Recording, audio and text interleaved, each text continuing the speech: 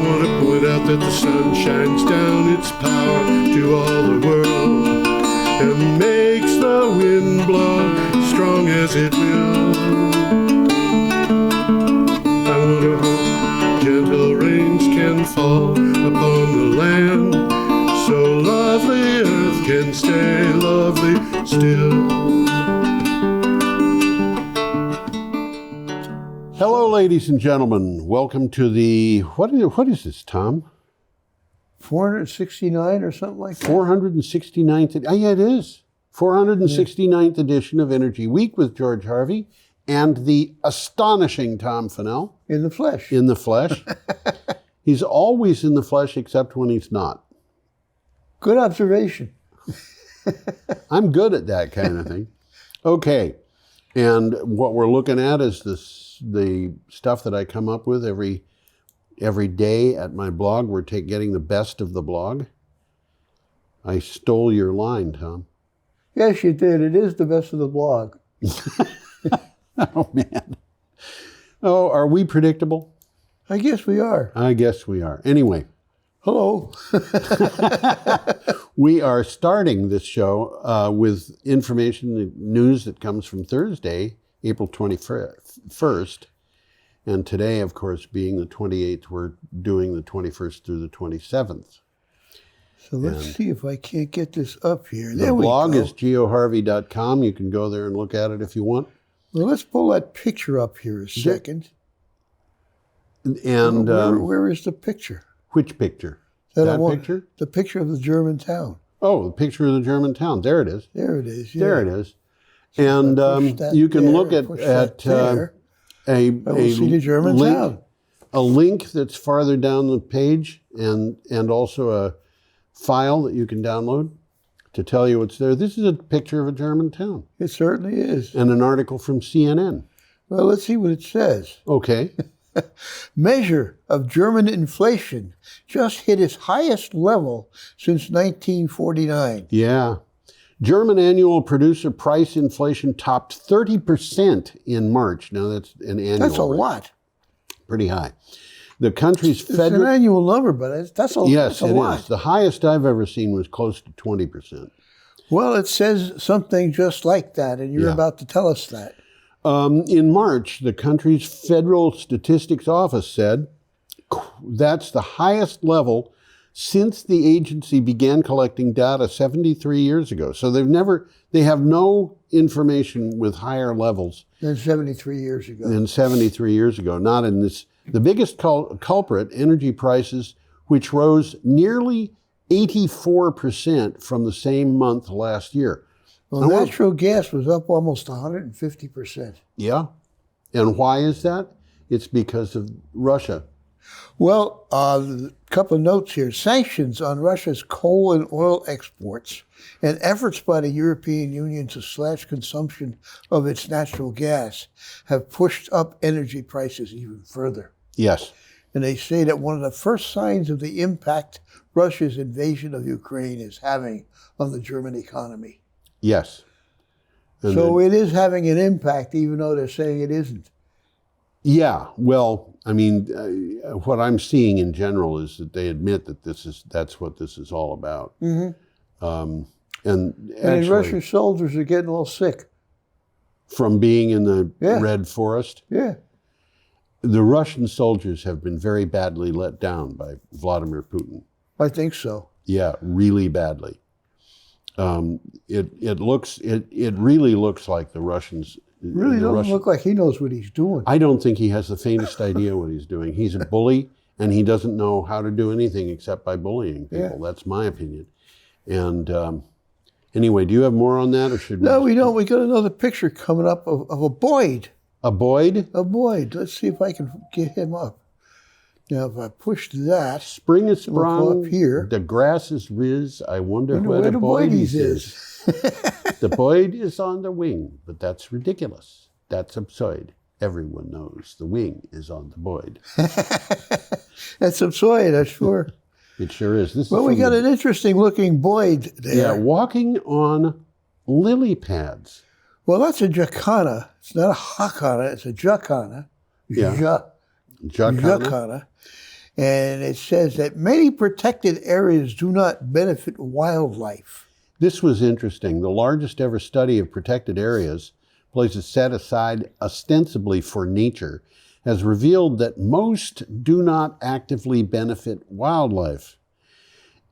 In 1,500 protected areas of 68 countries, it found that success varied hugely around the world and depended a great deal on how the area was managed.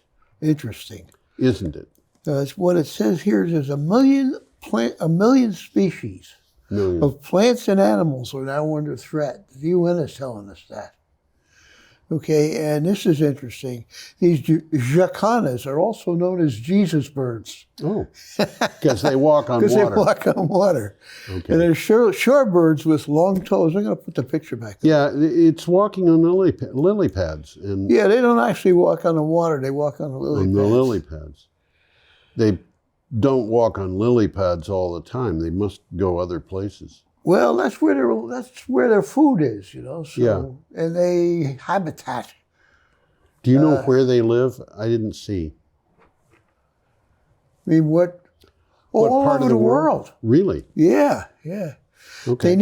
There needs to be rules in place. We can't just draw a line around an area and say you can't build a parking lot here. Okay, Right. Targets need to be set for the quality of protected areas, not just the quantity. Yes. And the tendency is, well, you know, we're just going to say you can't build anything here, you know, and that's not what they're looking for. they need to do more than that. They need to do more than that. They need to manage. That's the right word, is manage. Yep, absolutely. So should we go on, Tom? Yeah, we got to go on here. We have a picture of a bee on a flower, and you don't have to do anything to I put didn't that have to picture do up anything because there. Yeah. That is a bee on a flower. That's what it says. Yeah. Parts of the world heading toward an insect apocalypse. Yeah. It's the wrong use of the word apocalypse because that doesn't mean a disaster. It means a revelation. Okay. It does. This is from CNN.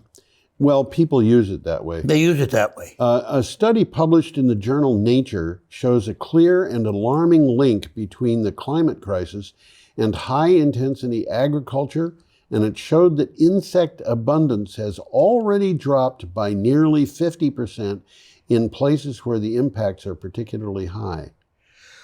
Well, this is a good article if you like pictures. Yes. There's a lot of good pictures there. And it says that some species, like locusts, are actually increasing. Isn't that lovely? Isn't it interesting? Well, actually, we can eat locusts, according to people who eat locusts. Yeah, we can. Yeah, there are people that they are considered a delicacy. I want to tell you, Tom, when I was a little kid, I lived across the river in a house that was... You lived in a house, huh? Yeah, I did. Amazing. My grandmother's house. And I remember... Over and river and through the woods to grandmother's house we go. That's right. And I remember walking out of I lived there during the summer. And I remember walking out the kitchen door and seeing 3 stretches of telephone poles and the 3 stretches of telephone lines, and seeing that all 3 of them were completely covered by swallows. Swallows, huh?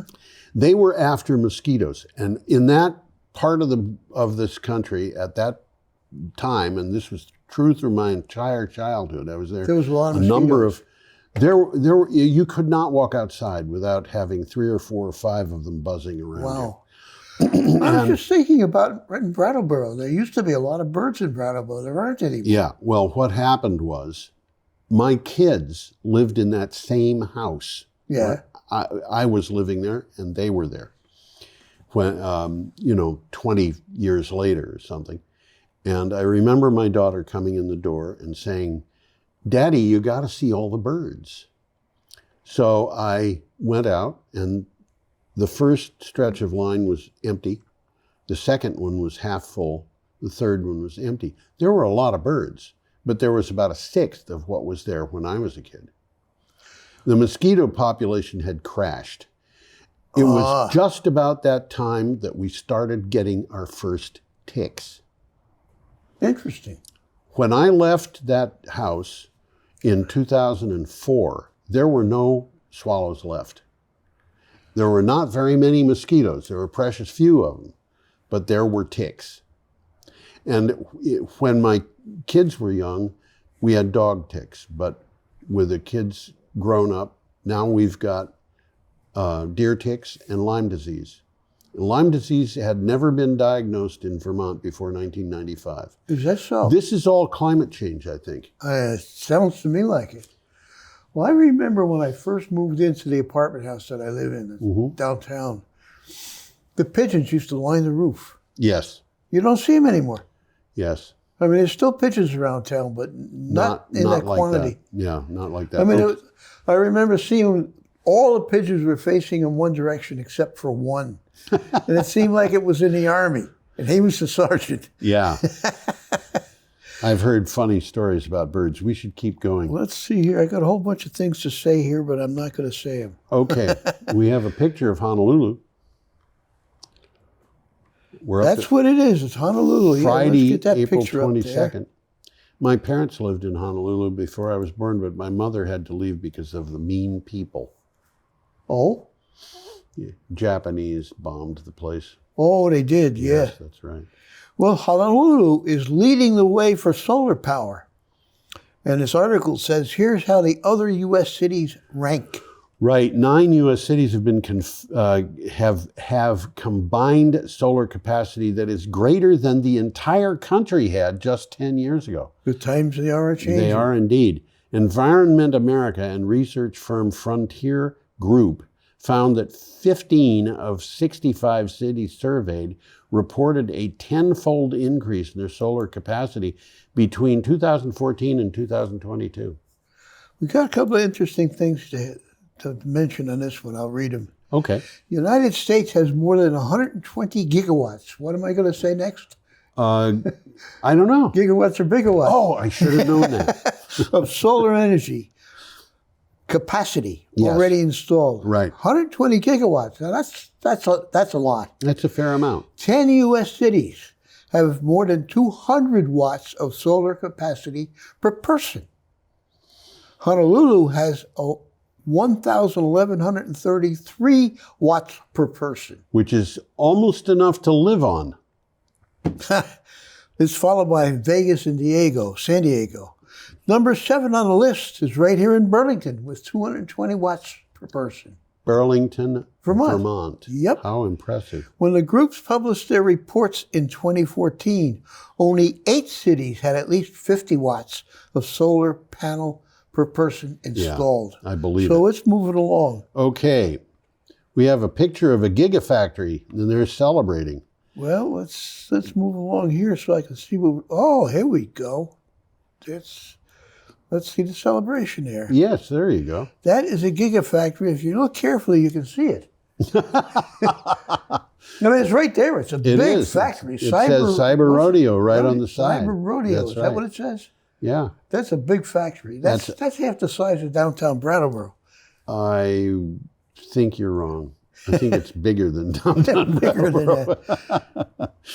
Okay. Tesla's revenue grew to over $18 billion in the first quarter of 2022.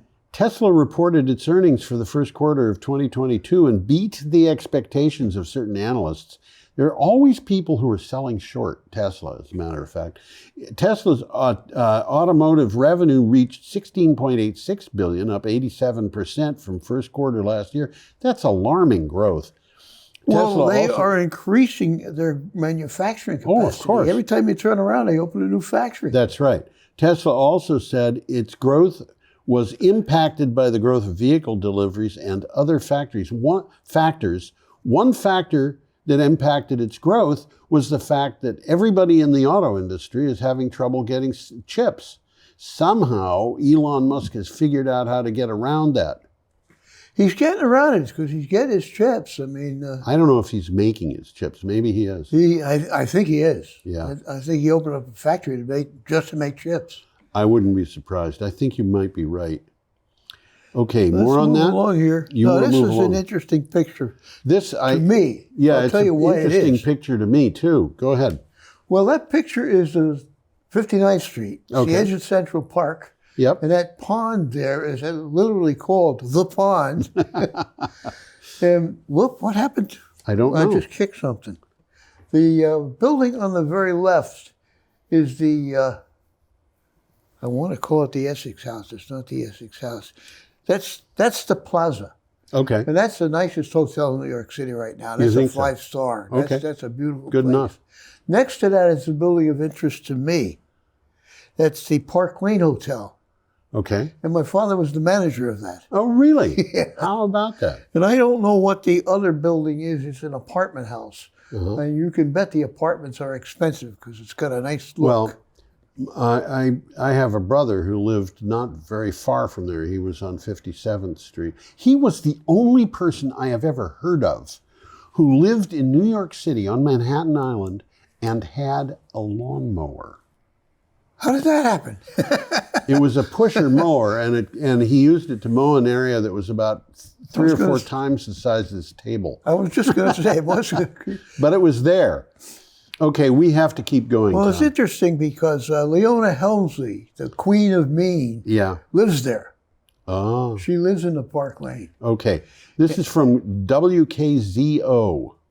New York City Central Park is a, quote, lab to study climate change. Central Park is now a climate change laboratory. I'm just checking to make sure that we are recording. That researchers hope will help many U.S. parks be more resilient.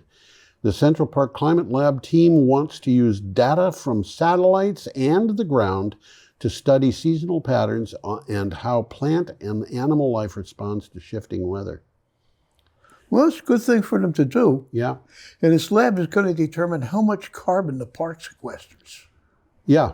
Okay, and how much cooling relief the park affords to people who live there right. or people who just visit there. Right. Which is important. Yeah. The aim is to eventually get to the point where we can make some conclusions about how climate change is impacting the park.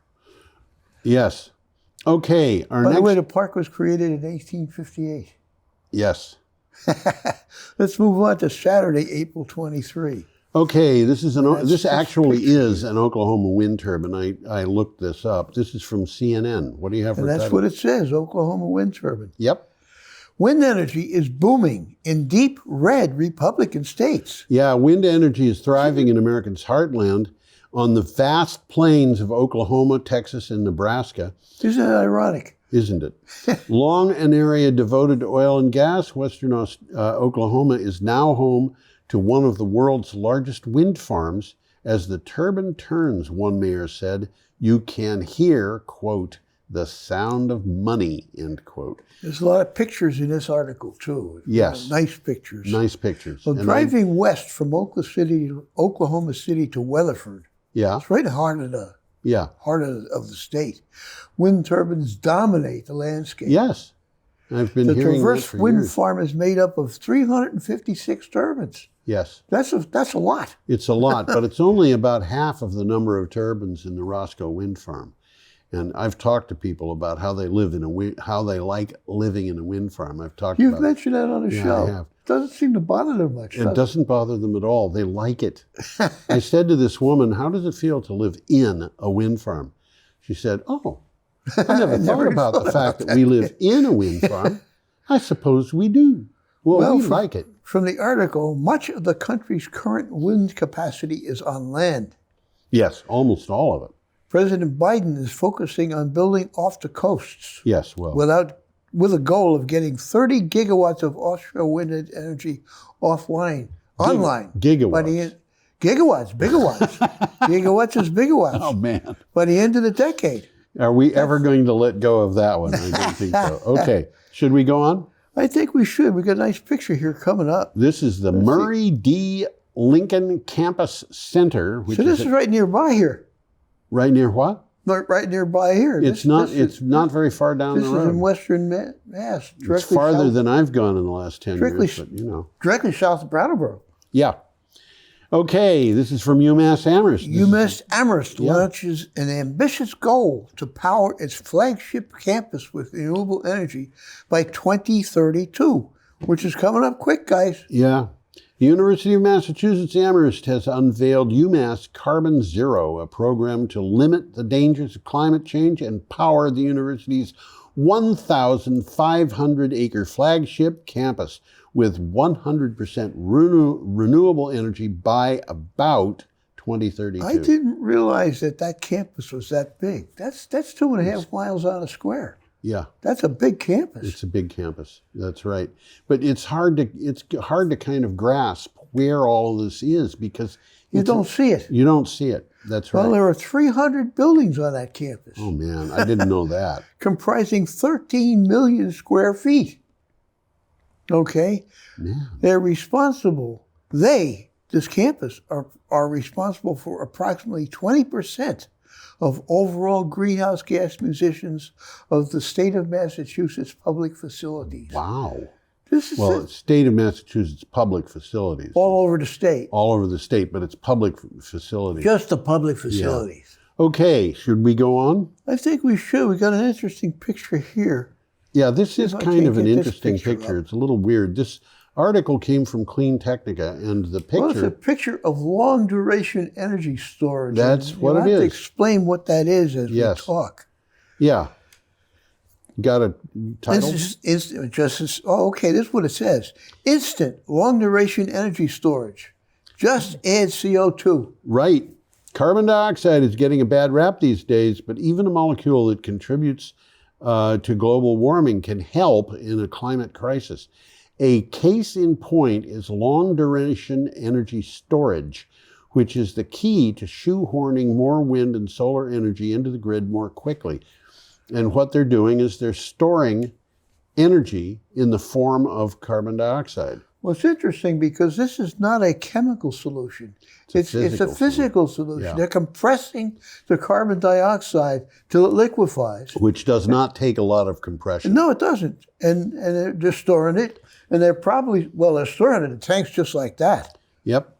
And if you wanted to, you could take the cool surface of the tank as the carbon dioxide boils and use it for air conditioning buildings.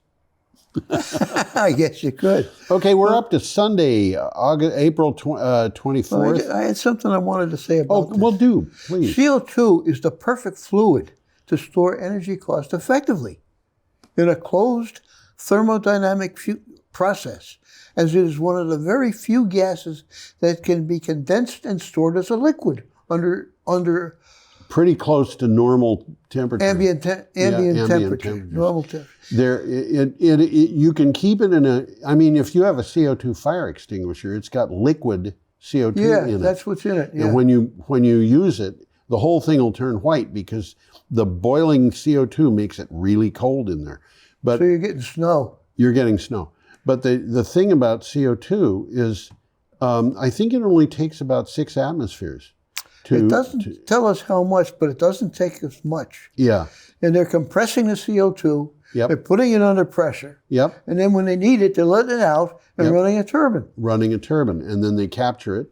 And when they want to store energy, they take that captured CO2 and put it back in Put it right back. So it's not being released into the atmosphere. Okay, we're up to Sunday, April 24th, and we have a picture of that. What is that? Well, let's There you go. try and figure out what it is. Renewable energy in Nevada. I didn't know they had any renewable energy. They have a lot Nevada. of renewable energy in Nevada. Well, it looks like a pretty big size solar farm with wind turbines in the background. And the wind turbines don't interfere with the solar farm in any way, and they have the electrical connections. Yes, there, so that's right. It makes sense to put wind turbines. Put the two of them together. Where and you put have a battery there too, and you've got a real big system. Okay, this is from Sierra Nevada Ally. I'll put you up so we can see what you look like. Nobody cares what I look like. Okay. Rural Nevada is at the front line of renewable energy development. Yeah, GreenLink Nevada is an NV Energy-led initiative that would, NV Energy is a utility company, that would put up power lines to transport renewable energy around Nevada. The proposal would have 2 main energy corridors supplying Las Vegas and Reno. Which aren't near each other. Well, that's why they have two separate ones. They're almost at the ends of the state. And then in addition to that, they'd have 3 smaller transmission lines. So they'd have a lot of transmission lines going in. Well, this is a sort of a takeaway. Okay. The town's advisory board is not opposed to renewable energy, but they don't think it is acceptable to destroy the town's economy in order to develop it. Yeah, I mean, this kind of thing, I know. That sounds like double talk to me. It's bizarre. It's absolutely bizarre. People think that renewable energy costs a lot of money. And it I got doesn't. news for you. You don't have to pay for the fuel. I mean, if you want to find out, go to Lazard Associates. They are financial advisors. That's what they do for a living. They need to be right, or they'll lose customers. And what they say is the cheapest energy we've got is solar and wind, and battery power is keeping batteries is a whole lot cheaper than having load following plants that work with base load power plants. Well, the times they are changing. I guess they and are. The era of large, decentralized generating stations is over. I agree with you. Those big base load plants, we're talking. They're going to live their lifetime and they're going to be closed down. Yeah, they are. That paradigm is as old as the Model A Ford. Oh yeah, definitely. Literally. So, literally. It is literally that old. In fact, I think when that paradigm was developed, there were probably still Model Ts being manufactured. Well, Edison was in the middle of that. Yes, that's right. Quite a while ago. Yeah. Okay. We got a picture here of an airplane. I don't know if we got the same. We have the one, Tom sent, just for everybody to understand, Tom sent... The airplane's kind of confusing. Yeah, it is. This is an airplane that has 2 cabins. Each cabin has its own tail, and the motors in between. Tom sent me yesterday a better picture, and I have to admit that better picture was better. Now, could you... do something. What did I do? You got to keep your feet off that cable. The better picture, the problem is when I get a better picture, I have to get it into the file that I made and then into the text file that I made. And on top of everything else, I have to know where it came from. Well, there's 2 fuselages there, and there's 2 seats in each fuselage. That's right. And it's like there's 2 different airplanes connected by 1 wing. And my guess is that you could probably pilot that from either fuselage. Oh, I'm sure you could, yeah. I don't know that for a fact, but but it makes sense. It makes sense. Okay, this is from Clean Technica. What do you have for a title? HY4 passenger plane that we're looking at sets a hydrogen altitude record. H2 Fly set a world record with its 4-seat HY4, weird names, as it is the first hydrogen-powered passenger plane to reach the altitude above 7,000 feet. This came less than a day after HY4 made the first flight in a hydrogen-powered passenger aircraft between major European airports. Well, I'm sure you'll be willing to listen to this one. Yeah. No other hydrogen-powered passenger aircraft has flown between 2 commercial airports to date. Yeah, this is the only one. This is progress. It's progress. But the whole idea of hydrogen here, you have to compare it with battery power. And it looks to me like the batteries are going to win, even with this. And you've done it again, Tom. I see it up. You've disconnected it. There you go. Maybe if you scoot down just a little bit. I've moved it. I'm not. No, I'm saying if you moved your chair down that way. Oh. Just a little bit so your feet don't clobber it. Well, let's see. Where are we? Okay, we're not exactly in a...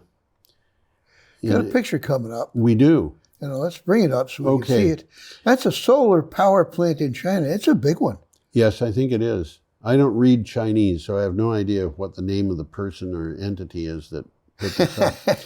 But This is from China.org. So this is actually an official This thing. is for real. Yes, yes, it is. Well, I don't know that it's for real. If the Chinese government says it's real, that doesn't. You got a good point. But it's I'm not. glad our government doesn't lie to us.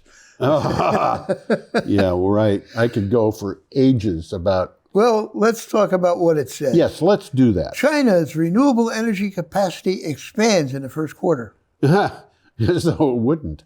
In January through March period, China's wind power capacity jumped by 17.4% year on year to 340 gigawatts. What's a gigawatt, Tom? It's a bigawatt, baby. It's a bigawatt. 340 is a lot. That's a here. lot of The watts. National Energy That's a lot of Administration. gigawatts, let alone kilowatts. Yes, indeed. Solar farms saw capacity reach 320 gigawatts. By the way, a gigawatt is a million kilowatts.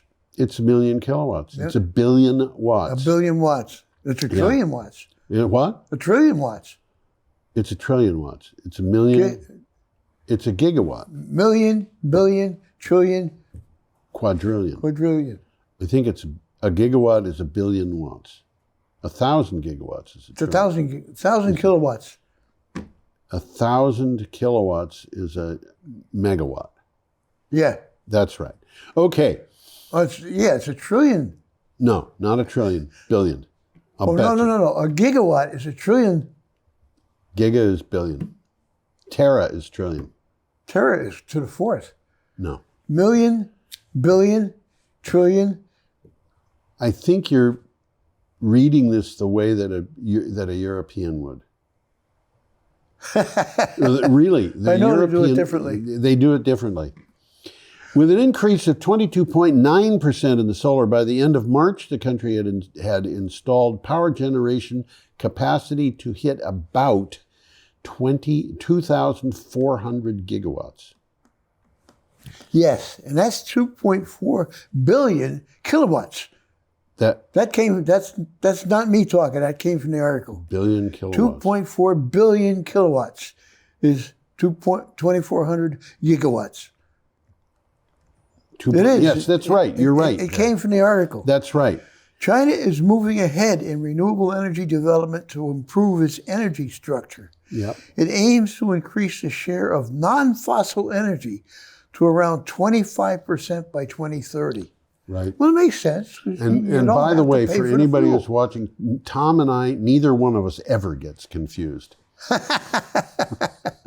Okay. I'm going to put the picture We up now again. have something from the Hindu power line, a Hindu business line, sorry. So we want to put that one up yet? Yeah, absolutely. Well, that's up. That's up. That is a flow battery.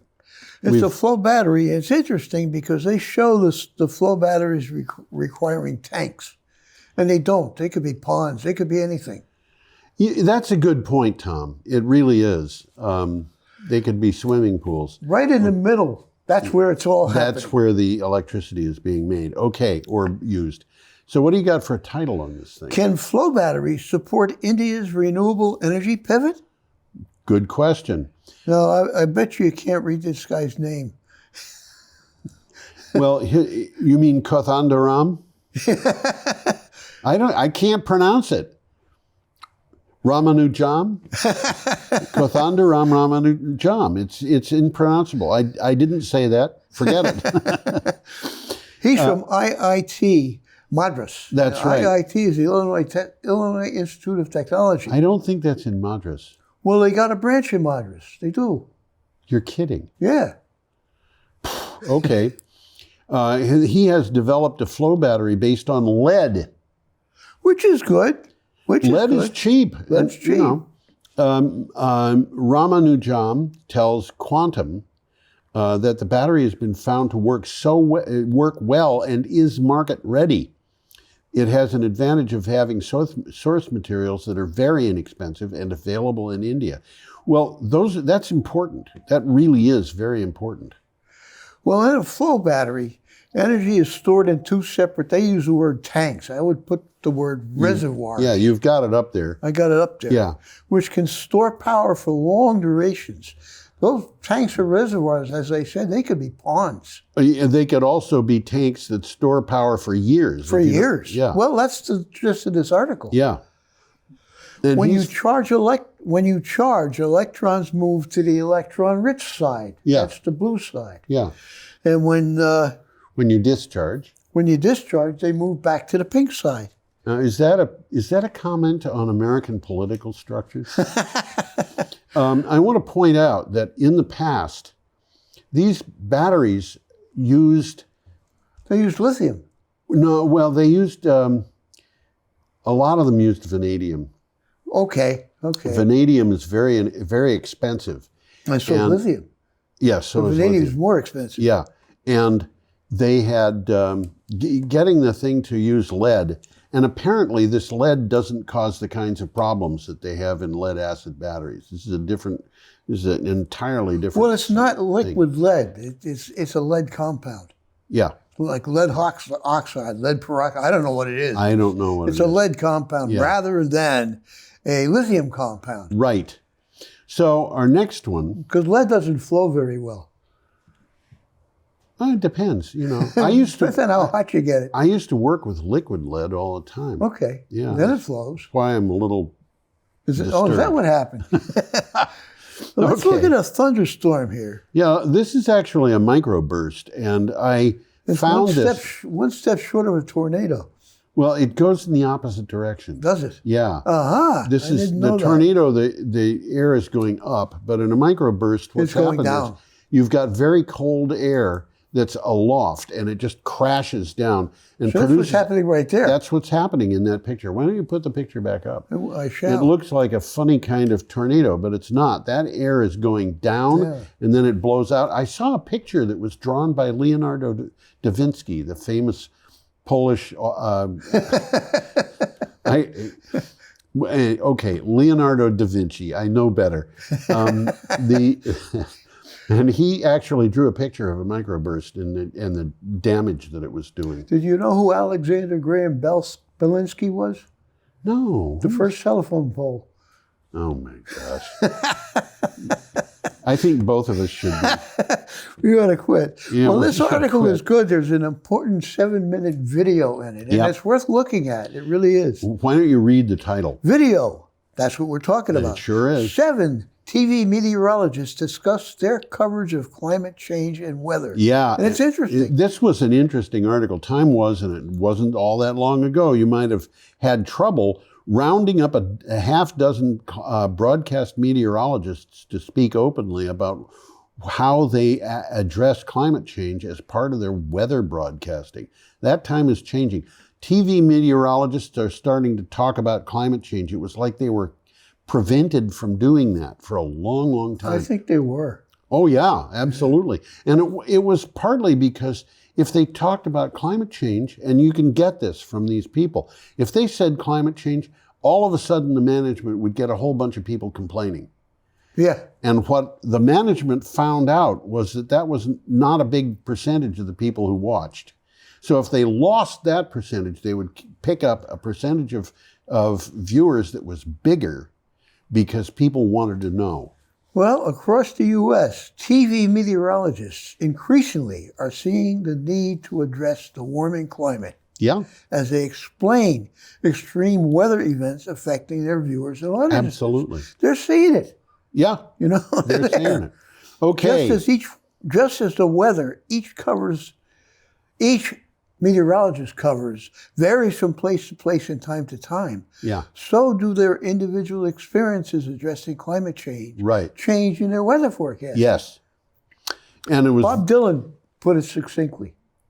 The times they are changing. The times they are changing, and he also said you don't need a weatherman to tell which way the wind blows. Yes. Okay, our next item is from the Energy Mix. We got a nice picture here. That is a picture of Quebec. Quebec. Wind turbines in Quebec. I wonder where they are. I don't know. Positively electrifying renewable power buy will be Quebec's biggest ever. This was impressive. This is significant. Quebec issued 2 new requests for proposals for 2,300 megawatts. That's 2.3 gigawatts 2.3 gigawatts. in the new wind and other renewable energy capacity. Premier Francois Legault, I'm okay. Sorry if I announced this. You did okay on the Francois part. Okay. I don't know. What do I know? I can pronounce Welsh. Say something in Welsh. Well, when I get a telemarketer, Yeah. I pick up the phone and I say, and I hear, "Hello, Mr. George," and I say, "Ni van van siarad Saesnig gyda chi," which means I'm not going to speak with you in English. So he says, "I want to," and I say, "Os gwelwch Ydych chi yn siarad Cymraeg," which means, "Please, do you speak Welsh?" And I had one guy kind of try to engage me in English, and finally he just said, "If you were not going to learn to speak English, you should have stayed in Pakistan." This actually happened, okay? I have nothing against the Indians. I have nothing against the Pakistanis. It's just that actually happened.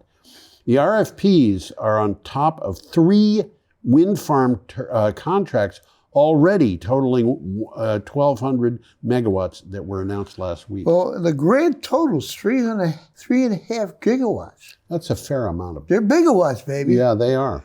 This will be the largest renewable energy procurement project in Quebec's history. Yeah, I believe it.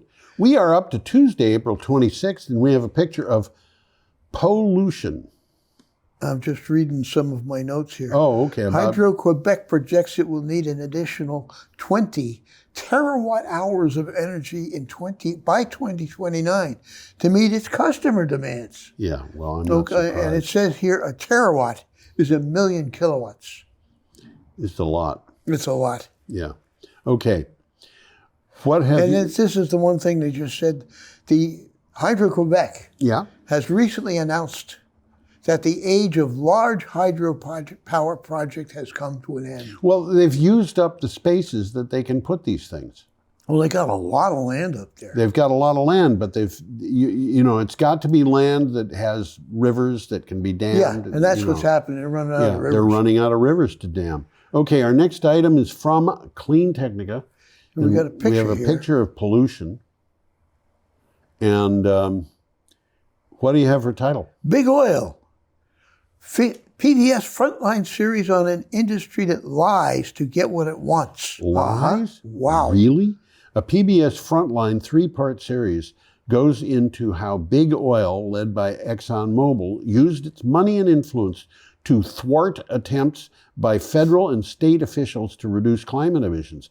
The first video is available now on PBS stations. Well, the first 2 are, because I saw both of them last night. Oh, did you? They're very well worth looking at. Is that the thing that you sent me? Yes. Okay, I got, Tom sent me an email about that. Well, the first 2 are available now, and the next one's coming out in about 2 weeks. Okay. And it'll all be aired in the UK this summer. So you can get a hold of it. Oh, yeah, it's easy to get a hold of, and it's there's more to it than what they're not telling us. I mean, yeah, you said that in the email. They're not only not telling us, they're telling them, don't tell them we're not telling you. Well, I think something is going to come out of that in the future. Okay, we should go on. We have another item from Clean Technica, and we have solar installers, and this is a NOAA image. NOAA is the National you got that picture up there already. Oceanic and Atmospheric Administration.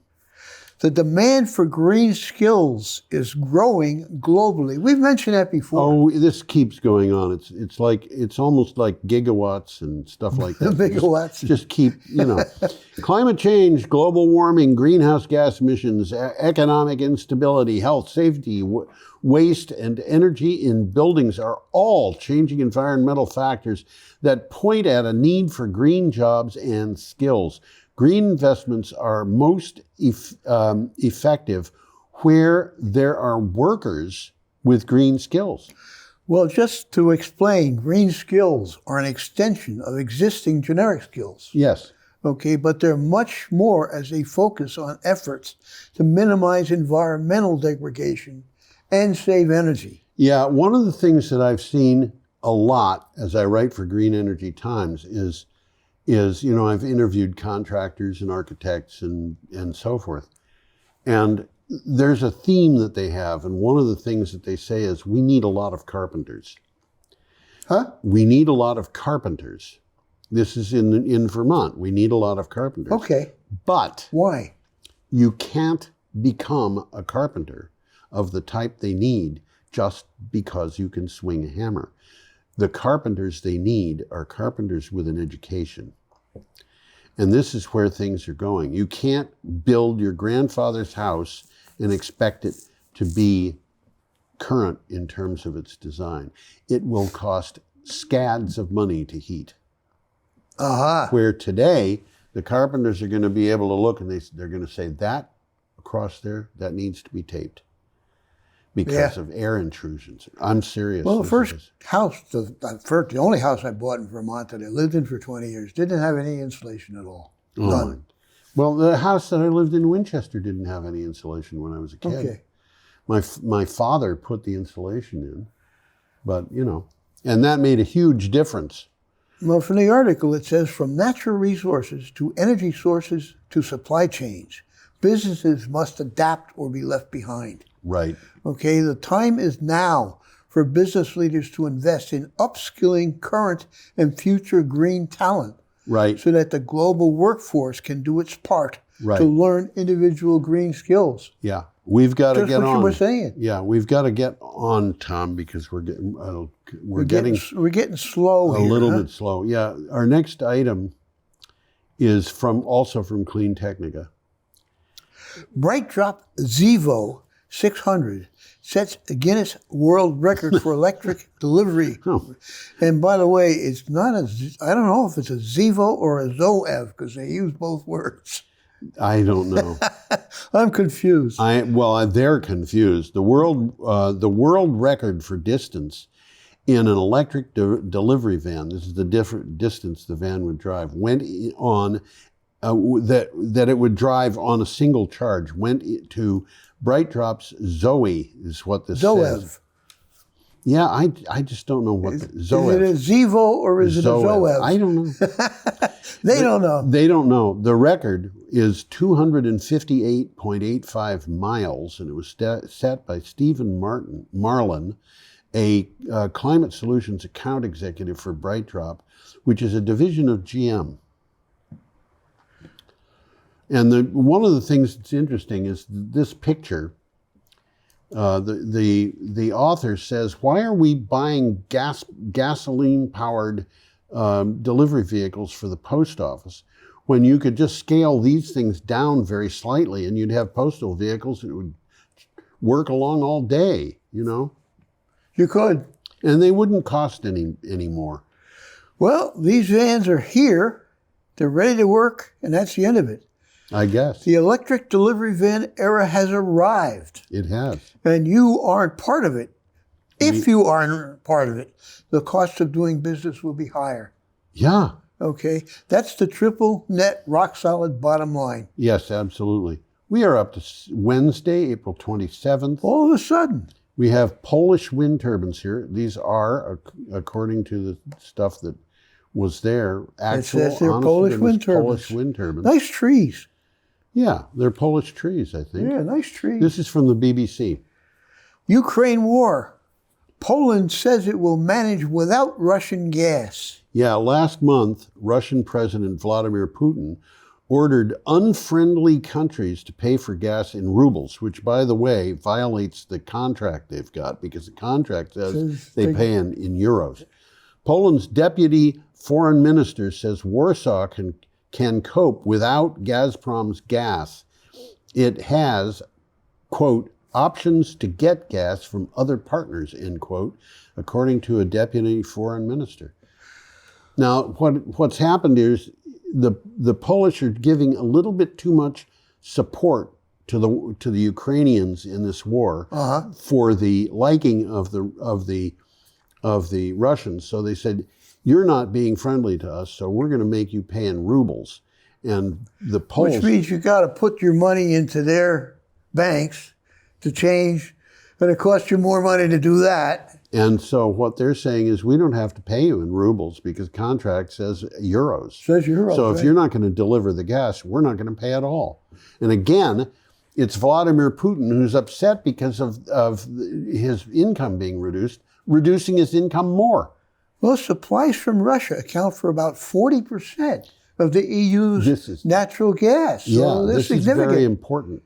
The decision to cut off gas supplies will have a very damaging effect on Russia. It'll have a damaging effect on the EU, but it'll be worse for Russia. It's going to be worse for Russia because this is where Russia's getting its money. Yeah, and it needs the money. So, do you have more on that? I don't think I do. We got an interesting picture of a train here. Yeah, which looks like it's got a big smile on it, doesn't it? I was thinking that same thing. It looks like a smile. It does. It is. This is the Bharat Express News, and that there's an H, B-H-A-R-A-T, Bharat. Something like that. Something like that. What do you got for a title? Japan's main railway is now powered solely by renewable energy. And by the way, those are diesel trains. Yeah. They're talking about renewable energy for everything else. Everything. Well, the trains are going to be renewable too. Everything's going to be renewable. Well, not right away. The trains are still going to be diesel. Yeah, but they're going to renewable energy for the entire thing. Yeah. Except for the motor. Now, I think. I was confused by this article because the name Tokyo. And I Tokyo. I thought, are they talking about subways? Tokyo, no, it is Tokyo. This is correct. Tokyo Railways trains switch to power generated solely by renewable sources. This means that carbon dioxide emissions from Tokyo's sprawling network of 7 train lines and tram service are now zero, and green energy is being used at all the stations. Well, from the article, it says bigger gains would come from switching diesel trains to hydrogen. Right. So the trains are diesel, but everything else is electric. Yeah. And you can tell by those lines that it almost looks like that's an electric train. Because you can see the overhead. You can see the overhead lines. That photograph, I don't know when that photograph was taken. I went out looking for a Tokyo Corporation train, and I found that. Aha. And so this photograph could be 10 years old. I don't know, but you can tell there are overhead cables there, so that these trains could be electric and or other railroads could use the lines. Yes, yeah. That looks like a narrow gauge, is it, Tom? It looks like it, but I don't think it is. It certainly looks like it to me. Yeah, it looks. Yeah. I can't imagine why they would be using narrow gauge in the city corridor like that. But well, I don't know. It's simple. They don't have room to put in. Okay, I guess we should go on to our last item. Should we? I guess we can. Okay. I had a whole bunch of notes on that. But Well, we've got time to talk about it. What do you got? Well, let's see. Tokyo has more than 65 miles of railway tracks. Okay. Serving 2.2 million people a day. So it's a commuter railroad. Yeah, it seems to be. Okay, our next item is from Maine Public. And that picture is a picture of the Mars Hill wind farm, which is, How did it get up there already? It's because I switched the pictures and you put them up. And when I switched the picture, the previous one was already there. Mars Hill Wind Farm is an old wind farm. And, I went out and found the picture. Why is it blue? Why is what blue?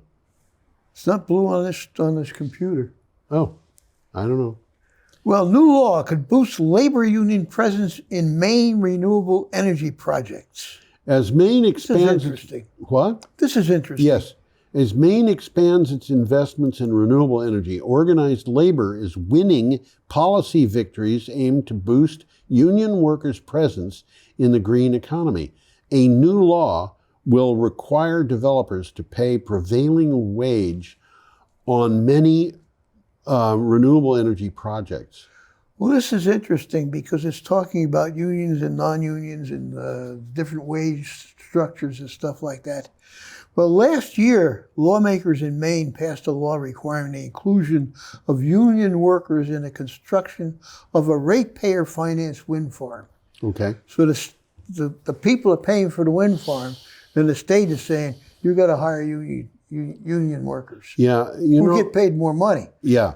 This reminds me a little bit of a thing that happened a few years ago in Northfield, Massachusetts, where they wanted to build a new, I don't know, police station, town hall, something. And they Public money. This was not private. Yeah, they put it out to bid, and they got bids, and in Massachusetts they had to have permission from the state to spend that money on that structure. And the state came back and said, no, you can't do that. And the reason was because they were not spending enough money. Huh. The state could tell from their budgeted funds that they were not hiring union people. They were just hiring people off the street at the lowest possible price. And they said, you're going to have to pay union wages. Yeah. So the people in Northfield had to pay the same wages that people in Boston were paying. And, that the result of that was that they decided they would not upgrade the building. They just continue using their own building because it was too expensive. But that kind of thing happens. So, well, I think we finished everything we were going to talk about. So we have finished everything that we were going to talk about. We're a little ahead of schedule. We got 2 minutes left. We do. And what we want to do is make sure that everybody has you going to put that up? You don't have to be, yeah, there you go. There we go, Bob. We want everybody to have a totally peachy week. Well, it's a good time for peaches. The peaches are in bloom. Yeah. I was surprised. They're pretty. When I saw peach trees in Brattleboro, I was surprised. And then I bought one and planted it at the place where I live. Well, the weather's changing. The weather is changing, that's right. I was just thinking today about birds. Yes? When I first moved into... Why don't you put us up? Put us up. Yeah. I could do that. Yeah. When I first moved into the apartment house that I'm in, yeah, the whole roof would be lined with pigeons. Yeah, covered with pigeons. And I remember one time, I think I said this, they were all facing in one direction except for one. Yeah, you just it looked like the sergeant was bawling out the troops. But you know what might have happened? They're not there anymore. Yeah, I know. They might have decided they didn't want the pigeons there and put up owl decoys. They haven't done that. Oh, they haven't? Because I know that there are owl decoys. Owls will deter pigeons, yeah. Yeah, I know that there's owl decoys in various places around town to keep pigeons away. Well, I used to see a lot of sparrows in the bushes in front of my house. Don't see them anymore. Yeah. I used to see a lot of robins in the lawn next to my house. I don't see them anymore. Oh, strange. We have the sparrows, and we have robins. And we're just down the street from you. Well, maybe they've just relocated. Maybe they have. Well, I used to see half a dozen robins. Now I see one. Oh, dear. I've been thinking of putting up a place where pigeons could roost and then kind of gathering eggs from time to time, getting pigeon eggs. Does that sound like a good idea? Yeah.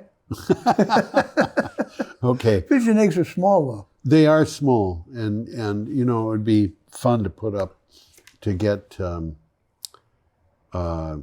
quail and having quail eggs. Quail eggs, yeah. They're a delicacy. Yes, they are. And quail eggs, quail can actually be kept indoors. So it's time for us to go. So we'll wave goodbye. Adios, amigos. Ask everybody to come back next time and have a totally peachy week.